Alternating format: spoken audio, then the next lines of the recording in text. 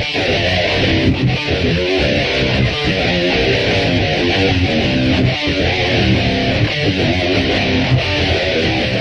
welcome to another episode of the Rebel Radio Podcast. And this is Mark. This is Matt Damon. This is Long. Matt what? Damon. Matt Damon. Matt Damon. Yeah, you wish. I have the same haircut. The same haircut as the movie we're talking about. It's a fact. You can't tell who's Matt Damon and His who's was not. my choice. What if I'm doing this? Could be Matt Yours Damon was right now. because fake hair products didn't work for you. Oh, This is true. Rogaine did not work. Spoiler alert, it's all a gimmick to get you to spend money. If you really want to fix it, go to Turkey and get freaking hair implants. Like Mike, or shave it. Shave it off. Yeah. Anyway, the Rebel Radio Podcast. Man, he just made me completely lose my train of thought, you son of a bitch. How are you guys? It's Matt's turn to do it. Good. Just sold my scooter. Met the buyer around 6 or 7. In a seedy location, I hope. At the Jersey Village Police Station parking lot. That's about as safe as you can get. Yeah. Oh, I said seedy. I was hoping it was like a seedy location. No. There were about 6 or 7 cops there, patrol cars there. And the guy came in with a pickup truck, and the height clearance was pretty tall, so he brought a ramp, and so we had to find an incline that would reduce the amount of ground clearance to scoop the bike up. It was like at least 6 or 7 inches off the ground, so we had to be careful rolling that up the ramp. So, but he got it done. The stack of bills they paid me felt like it was like 6 or 7 inches worth of $5 bills. So, yeah. That's gonna be a funny look from your banker when you walk into the bank with that. Yeah, they're gonna think that you're some kind of entertainer, Long. I mean, right. Oh yeah. I mean, how much do we know what Long does in his free A beast from the east. No. Long Tran. Oh, yeah. I jack off most of the time. My doctor says I have a pretty low testosterone count. He says you're about a 6 or a 7 as far as testosterone level, so you need to kind of bring it up. Got to pump those numbers up. Yeah.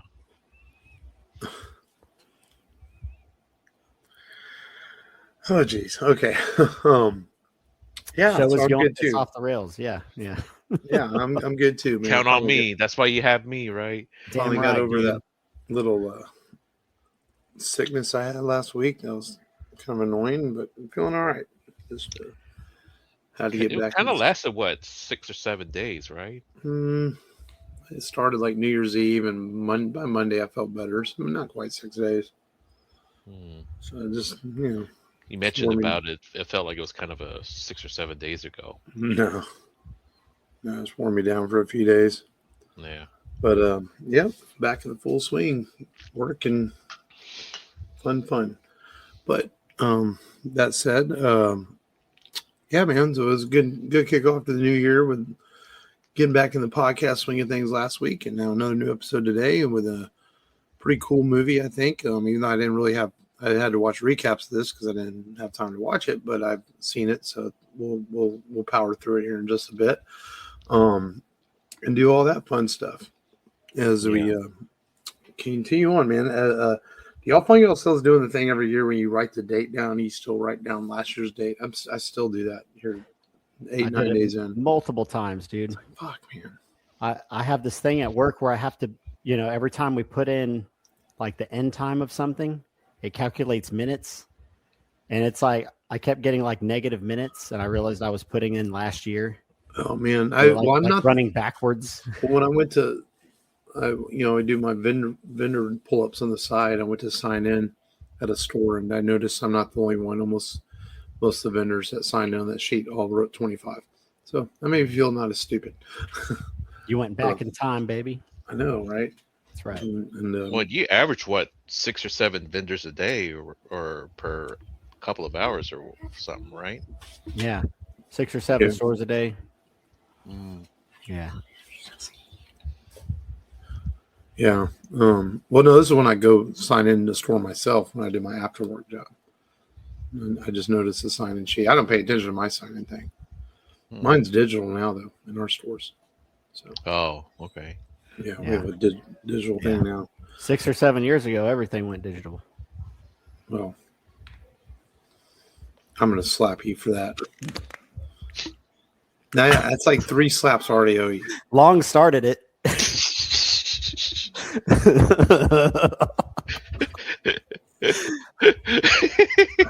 He's 6'7". Yeah. Wow. You know what? I'm just gonna sit here. Y'all children want to act like. Well, What? We've only been 6 or 7 minutes into the recording. So, I mean, we still got time to go. I mean, look, the timer says it right there. It's not like I'm joking or anything. Yeah, it's literally 6.5. So like 6 or 7. About 6 towards 7. Yeah. Or 7. Yeah. Could be. So anyway, be 7. We got an officially released version of the X-Men trailer for Avengers Doomsday. Yes. Pretty cool. It's like Cyclops in a Jim Lee inspired X-Men costume, which is pretty badass. Get to see some old friends playing chess, and Professor X also in a Jim Lee inspired era Professor X jacket. I'm curious how they're going to introduce the X-Men into the MCU's timeline officially, and I'm excited. As an X-Men fan, I'm excited for that. I've always liked the X-Men movies for what they are, but you do realize after being spoiled by the MCU and other things that with more common, accurate versions of these characters, you realize how much that the X-Men movies did miss as well. Yeah, they did. And so I hopefully do them justice. But my feelings still remain the same. They felt we talked last week is just how many characters are in this movie. Is it too much? Is it going to be any good, or are they just throwing this all together for a cash grab because the MCU has not been as successful the last 3 or 4 years? So we'll see. Yeah. As far as the Fox X-Men movies go, there's 6 or 7 X-Men movies mainline. So there's 3. I got the joke wrong. I'm gonna acknowledge it. Yeah, I'm doing. Oh no! This is karma for the triad joke. So we're going to go for the rest. He heard it. I knew it. I knew he was hiding in the shadows, dude. I warned y'all. He heard it at the beginning. I told you, bro. He wasn't. 3 originals, 3 Wolverine movies. Well, I don't consider the Wolverine movies as mainline, really. Well, it's like 3 the original trilogy, and then you have First Class, and Apocalypse, then Future Class, Phoenix, and there's 6 of those. Apocalypse. Yeah. Feel the like 3 original trilogy and 3 of the second trilogy. Yeah. Wolverine's like an anthology series almost. It's like separate but still in the timeline somehow. Well, then Days of Future Past is practically an X-Men movie anyway. Yeah, Days of Future Past for sure. Oh, wait. There's 7 mainline X-Men movies. Because there's First Class, Days of Future Past, Apocalypse, and Phoenix. Dark Phoenix, where the fuck it was called. Which was terrible. Yeah, that one was bad. So, it was so bad I didn't even watch it because I knew it was bad. I watched it just because actually someone gave me a free digital code, so I have it on my account. So I was like, hey, it's free. I'll watch it, Oh, yeah. So, no. This wasn't even worth the price, and it was free. Yeah. Yeah. Like I have a few movies like that. Like I hate the Joker movie, right? But I have it on my digital account because there's a guy used to work in my store. He'd buy movies, and he would always give me digital codes. He's like, "Here, you take them." And so I have a bunch of movies I got from him for free, and one of those was X-Men. One was the Joker, and I'll never watch them. The Joker again. I saw it in theaters. That was enough. I didn't like the movie very much at all, but I have a digital copy sitting there if I ever wanted to watch it. So, but yeah. So and there's rumors of a fourth trailer coming with mixed reports. One say it's a Fantastic Four. I've heard another that it's a mixed trailer with several characters in it. Then there's rumors of a fifth trailer coming with Guardians of the Galaxy. So we'll see how many of these Doomsday trailers we're going to get. Because they seem to be rolling them out from week to week since Avatar came out. So yeah, we'll see how it all goes. We're a year away. We'll see. I mean, really, that's all. I mean, all the really main news this week has been that. I mean, it's been kind of a slower. It's a holiday week after holiday. Not much has been going on. Apparently, this is kind of cool. I thought. Apparently, Tom Cruise visited the set of Starfighter and helped direct a lightsaber fight. That's what I heard. Sean Levy confirmed, and I guess Spielberg was on set as well and shot a scene too. So it's kind of neat, some of that. Because I mean, Tom Cruise always wanted to do a Star Wars movie, didn't he? Who? Spielberg? No, he George asked him, and he's always turned it down. He said, "No, George, that was your thing," but he's into it. Yeah. Yeah, I heard he was close to doing Return of the Jedi, though. He almost did back in the day.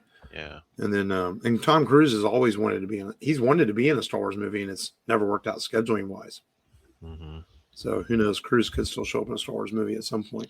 I definitely show up for a Star Wars movie to see him, and then my disdain of him has softened over the years. Hey, made one of the best action movie franchises of the last 30 years. That's right. Talladega Nights, whenever he put out the flames with his witchcraft on Ricky Bobby. Just don't talk about his personal life. Yeah. Don't talk about him. Katie Holmes pulling a Ocean's 11 escape from Cruise years back with her dad. I don't know if y'all remember that, like over 10 years ago, when Katie Holmes was married to him, and I guess she wasn't into the Scientology thing, and she called her lawyer dad, and they did a whole just basically heist level way of escaping Cruise. So yeah, what are y'all looking at? I was looking. I'm looking at my IMDb notes. Oh, so I can apparently Sebastian Stan is going to be in the Batman 2. Yes, it is rumored that he is on. Variety reported it. So he's probably going to be an asshole. I mean, I'm just waiting. I'll believe that movie's happening when it finally goes under the cameras. Yeah, he'll be condiment. He'll be the waiting condiment forever king. for it.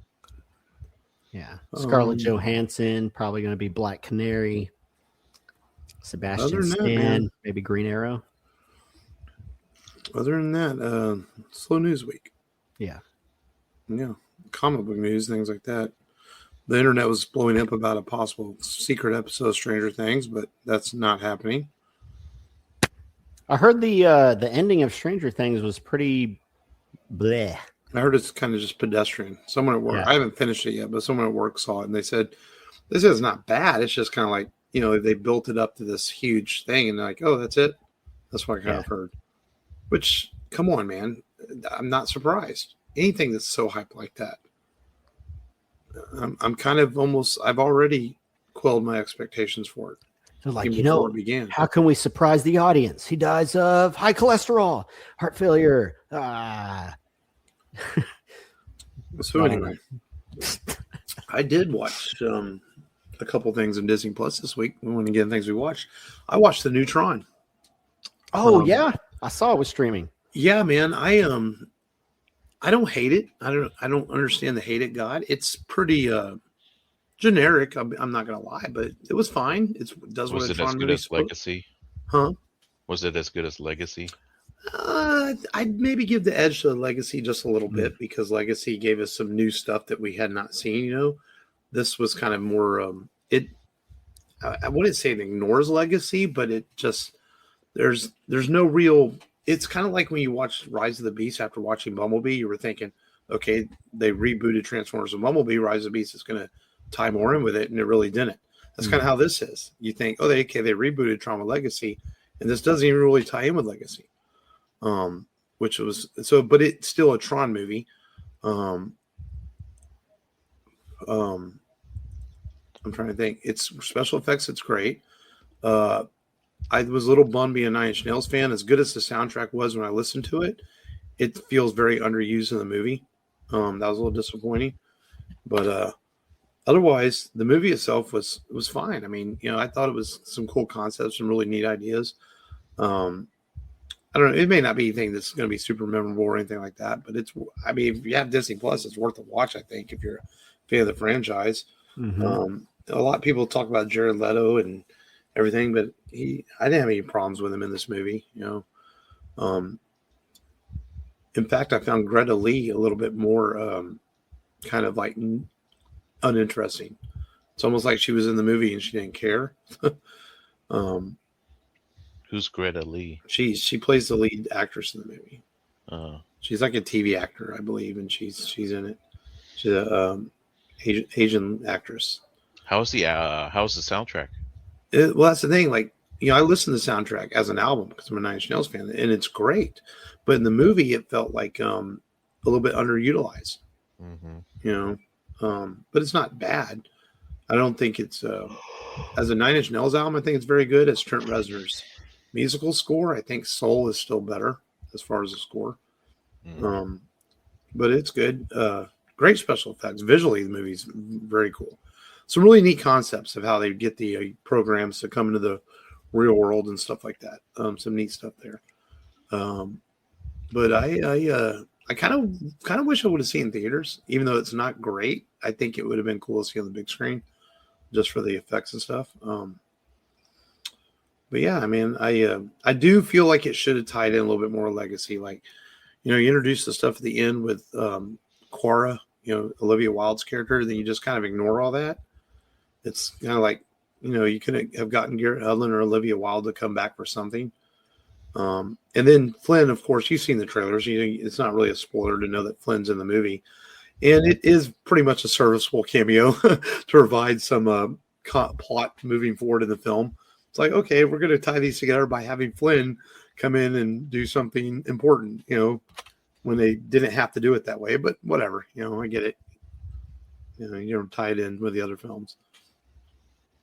And but yeah, I think it's worth watching. I thought it was fun. And then I also I watched. I'm finally getting around to it. I watched the first episode of Daredevil Born Again. I figure with the new season coming out, I'm gonna get to watching this, and all I can say is that freaking fight sequence at the beginning is fucking badass, where he's fighting Bullseye. That is dope as fuck. Maybe not as good as the hallway scene in season 1 of the original show, but still really good.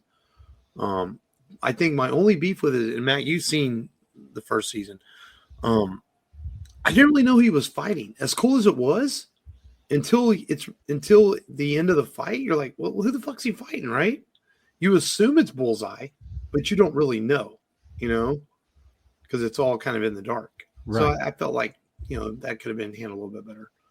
But it's a good first episode. I know from what I've read, the show starts off pretty well, then it kind of dives down a little bit, then it comes kind of back at the end. It's a roller coaster. First season. But I was like, I love the Netflix series. I need to watch this with the second season coming out in a few weeks.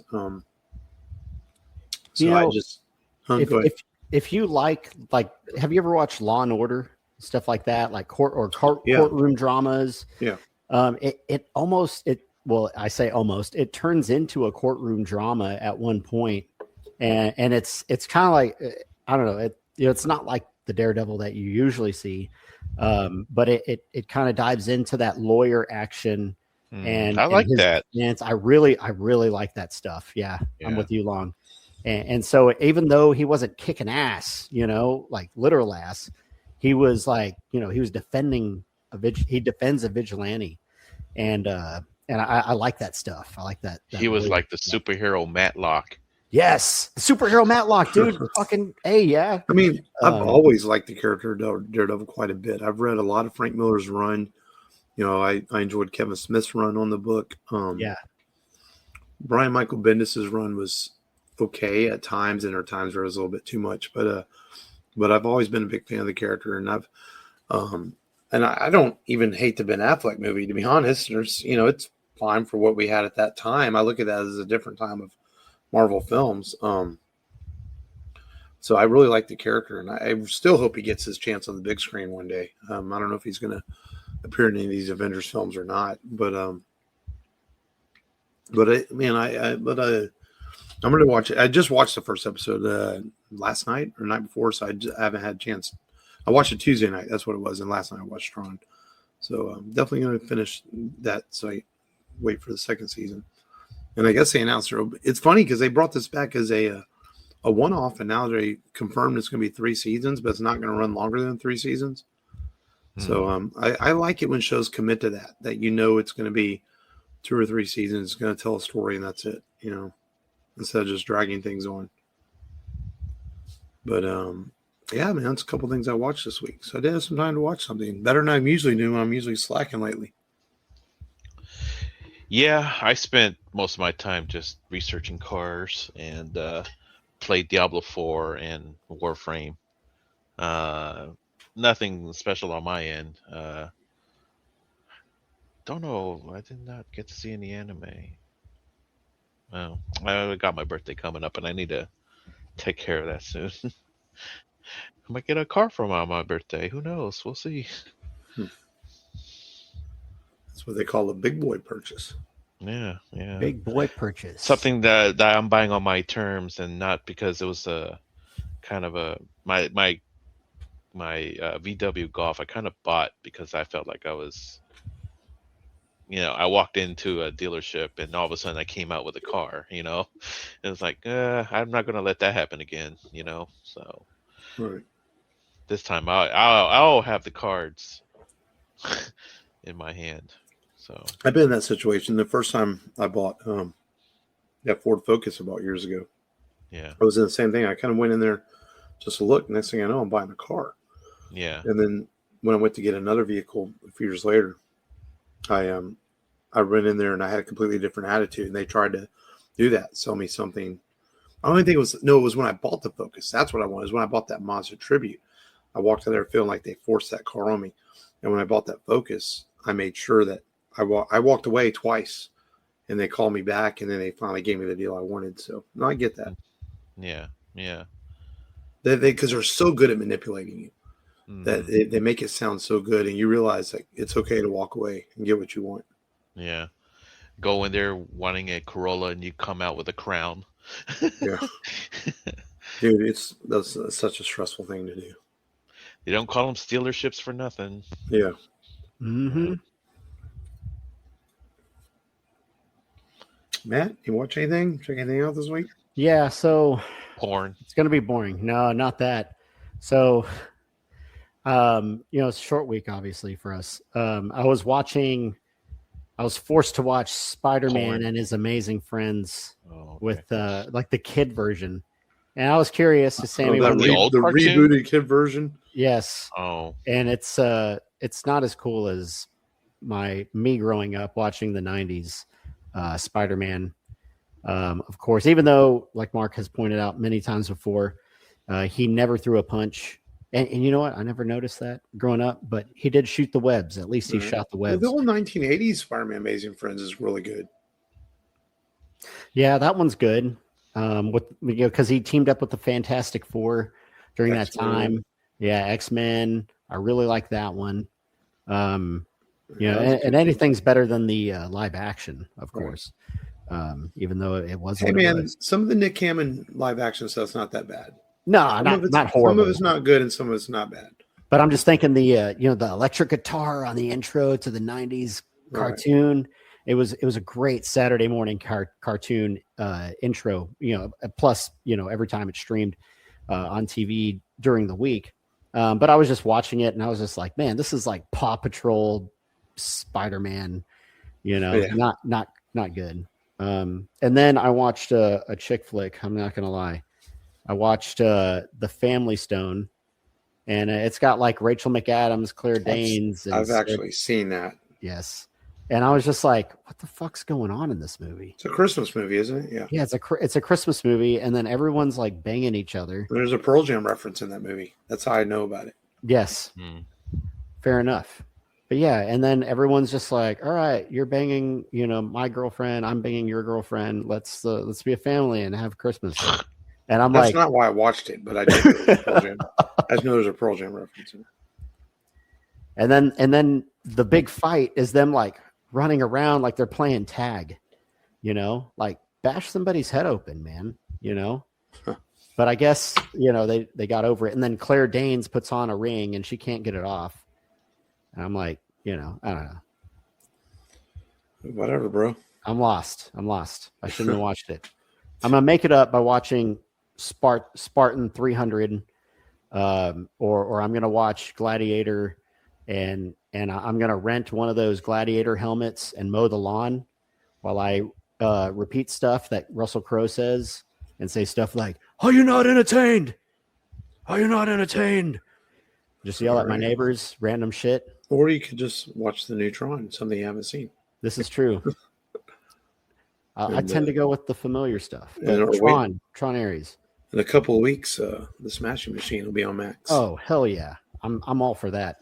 It looks depressing, to be honest. It does, but it's... Have you guys seen The Iron Claw yet? No, I've been wanting to see it. I need to. That's a good movie. Yeah, but to be fair, though, Mark Kerr's story, even though he went through some trouble, he comes out positive at the end. Yeah.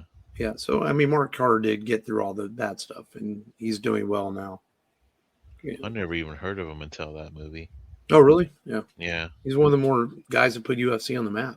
I don't even follow UFC, but I knew who he was. I knew of Dan Severn and Don Fry, and Ken Shamrock. So yeah. No, I mean Mark Kerr is it's a horrible story in some parts, but it ends up being positive in the end. So I don't know how the movie will go into that, if it'll just do the rough times or it'll end positively. We'll see. So, but yeah, cool. All right, well, let's get into today's featured film then. A movie from director Neil Blomkamp, who's best known for District 9 and recently a lot of really cool short films. Seems to be what he does now.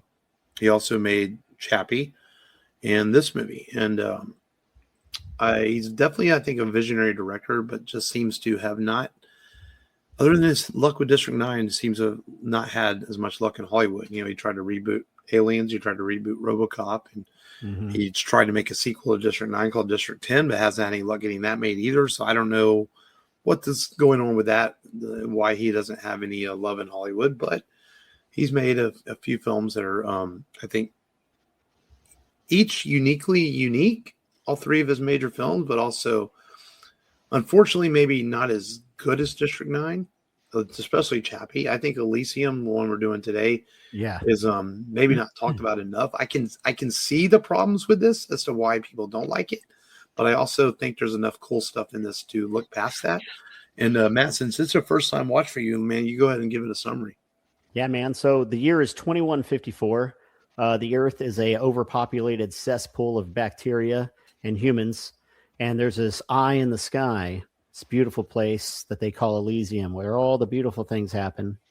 Everybody that walks around looks like Sofia Vergara mixed with, ScoJo. And everyone's beautiful and hot, and they've got all this. And they don't sick, and they don't get sick, and they don't get sick. They don't die. They just lay in this fucking tanning bed with laser beams that are, that heal them and shit. And these fucking rats of humans are left down on Earth to fucking just die of diseases and all kinds of stuff. During you see immigration and stuff like that, they're trying to immigrate, and it definitely depicts a harsh picture of like immigration and how harsh that looks like. People just trying to get to a better place. And then you've got Matt Damon. He's exposed to radiation, and then he's like, I want a ticket to Elysium so I can go up there and get better. He goes to Spider. Spider says, you do this one job for me, I'm going to hook you up, baby. We'll send you up sky high to Elysium. And what does he do? He fucking takes a bunch of fucking roids and pills, straps some freaking exosuit to himself, gets freaking screwed in with this exosuit so he's as strong as a droid. He goes and hijacks because this asshole CEO didn't want those fucking lower class humans to breathe on him. Well, guess what? He's going to steal his fucking shit and he's going to go to Elysium.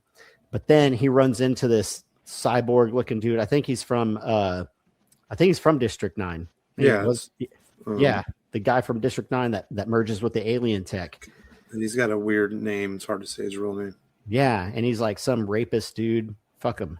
Anyways, this guy, he's, Jodie Foster, who, somehow is still alive from dealing with Hannibal, is up there. She's trying to be the president of the sphere. And she hires this snake dude that, that was in District 9 to take out Matt Damon, who's Max. And he's trying to, of course, he's trying to complete his mission. Charlton Copley. That's the actor. They fucking go back and forth. Matt Damon's girlfriend or girl that he likes from the past and his daughter are kidnapped, and they're going to use them against him. But he fucking takes a thermal detonator or whatever, says, take me up there with him or else we're all going to fucking die, baby. I'm going to blow this place sky high, all of us. I take him to Elysium, but it's a fucking trap, because they're trying to be buddy-buddy with him. But, 2 fingers up his ass ain't going to make him happy and ain't going to make him, accept their friendship. So they get into this fight. The bad dude straps on this badass exosuit and they fucking go at it like 2 fucking, kaijus just fucking fighting.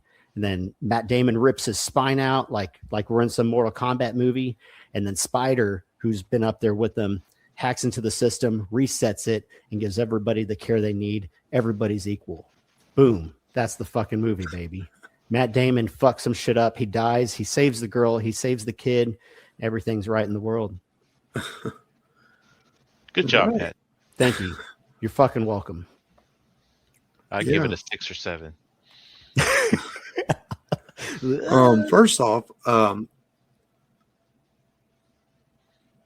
the tech in this movie is one thing that is fucking awesome. Yes, the choppies everywhere.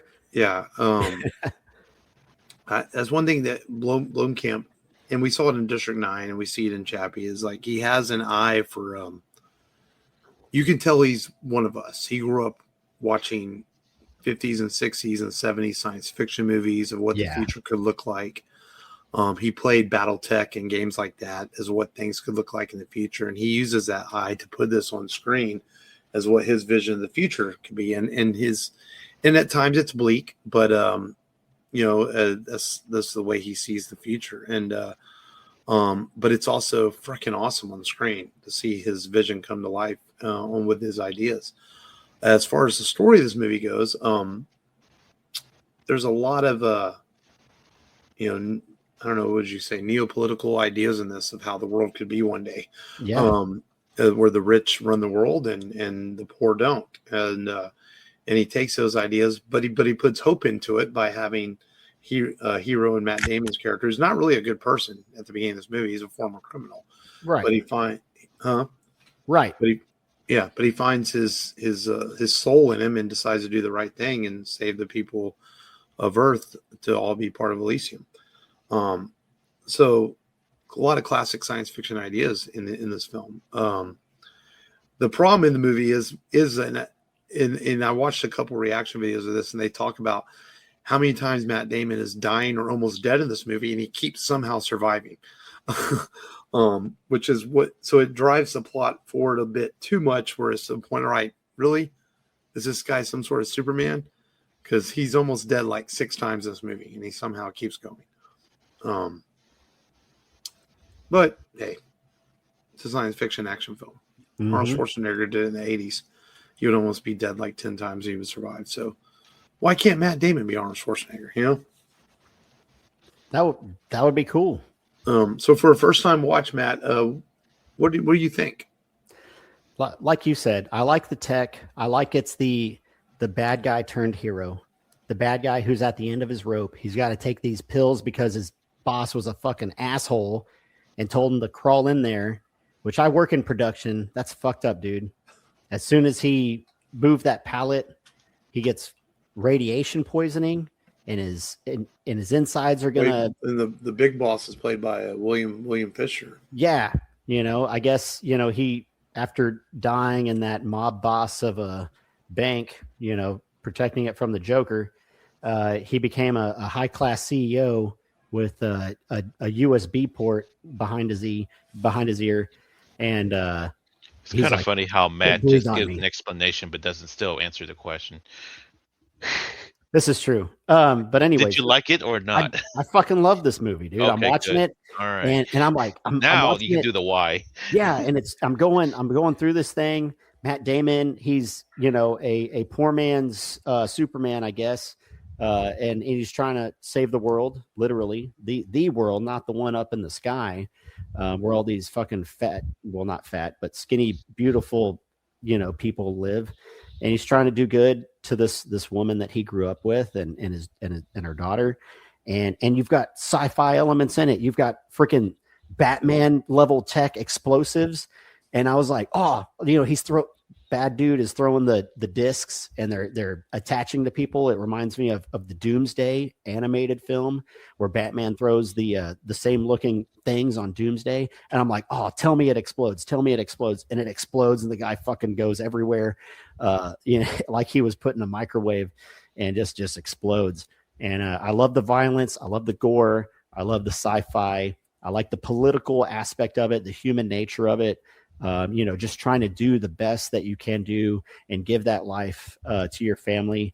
There's a lot of stuff in there. And I feel like Neil Blomkamp does a really good job of making it an action film and not a political statement. He does a really good job of trying to tie into your heart and your emotions, but also giving you that performance of gore, action, violence. Matt Damon with a shaven head, some Latina nurse that's trying to save her daughter. And then Spider, who's now the president. He's El Presidente.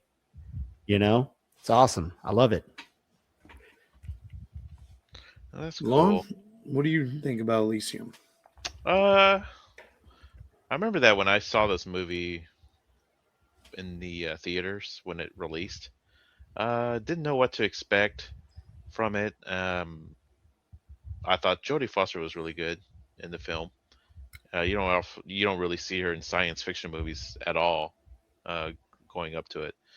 But for me, I never really I enjoyed it, but not enough to rewatch it again. But I was pretty much one and done with this film. Matt Damon isn't exactly my favorite actor at that time, so that was another kind of knock against it. So. But I thought it was all right. I give it a B minus. B minus. Yeah. I like this film a bit too. I mean, it's not as good as his first film, District 9, but I love the tech in this. I feel like I was looking at some critics' reviews of this, and they seem to be a little too harsh on the somewhat generic post-apocalyptic future. And it's not, I wouldn't even say it's post-apocalyptic. It's depressive future. That seems to be all they talked about. Like, oh, we've seen this before, we've done this, but there's a lot of stuff you haven't seen in this movie too. I think I remember Book of Eli coming out that same year too. What was it? Book of Eli. Oh yeah. Eli. Yeah. With but I think there's enough to like in this film. I do. I mean, Neil Blomkamp himself even said he feels like there were some things he could have fleshed out with the story. That he was regretted afterwards. And I could see his points in that, a little bit more explanation of maybe what Elysium actually, how it was created and what it's there for and why people are being enslaved on Earth and things like that. You could maybe flesh some of that out, but the movie would have been too long if you did all that. I think it's cool to see Diego Luna in this before he went on to star in Star Wars. Yeah. In a nice role.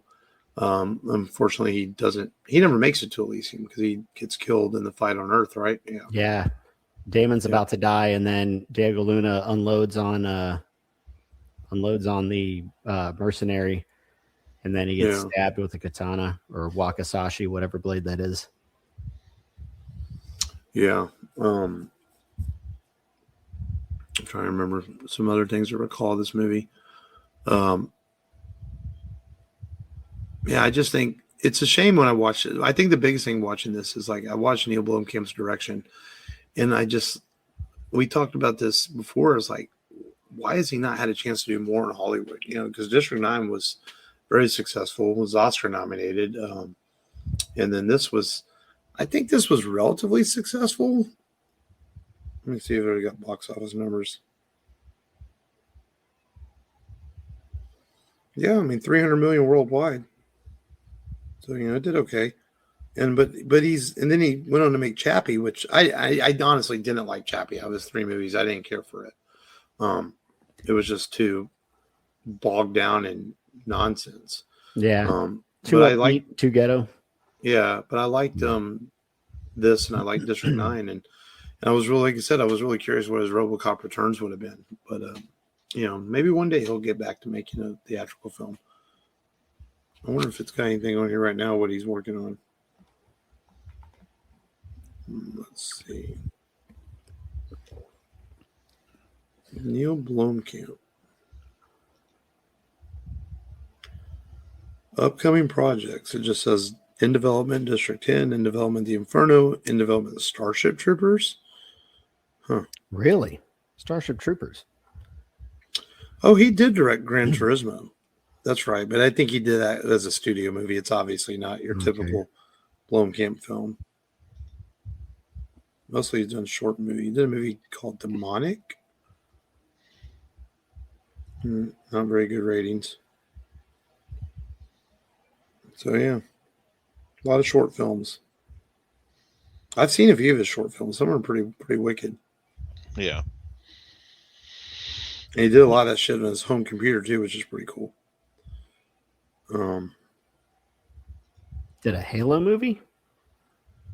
Strangely. A little short. Yeah. Yeah, he did a Halo short. No short, yeah. Interesting. IMDb has Chappie rated a couple 6.8 compared to 6.6 for this. I think this is a much better movie. Yeah, I think Elysium is much better. Yeah. I mean, don't get me wrong. There's things I liked about Chappie. I mean, the tech alone in Elysium makes it better. I love movies with really cool fucking tech. There's one thing I do appreciate, like James Cameron with the Avatar films. It's just like some of the tech in that shit is so freaking cool, man. Like the mech suits in Avatar and things like that. I love that kind of stuff. That's why I would love to see a fully realized Gundam movie one day. I mean, I love that kind of tech. It's awesome. Yeah.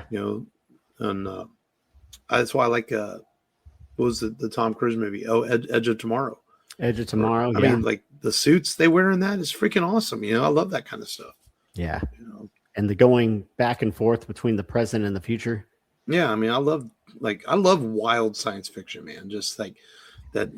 It doesn't have to be based on anything real. You just go and you enjoy it, and it's just fucking out there, and it just blows your mind. And it's cool. Like I like time travel movies too, stuff like that. Like I love when these people say, "Well, this really couldn't happen in time travel." And I look, I'm like, "What the fuck do you know? Time travel doesn't even exist.